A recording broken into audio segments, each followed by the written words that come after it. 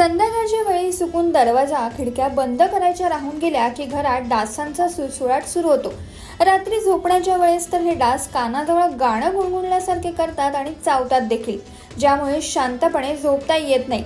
त्यामुळेच आज जाणून घेऊयात डासांना पळवून लावणारी काही झाडे जी तुम्हाला घरात लावायची।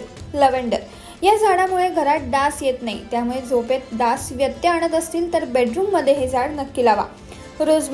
रोजमेरीच्या वासाने केवळ डासच नाही तर इतर कीटकही पळून जातात। या फुलांचा वास कारण उग्र असतो। पुदिन्याच्या वासाने डास पळून जातात, त्यामुळे डासांपासून संरक्षण होण्यासाठी खिडकीत किंवा बाल्कनीत तुम्ही हे झाड नक्कीच लावू शकता।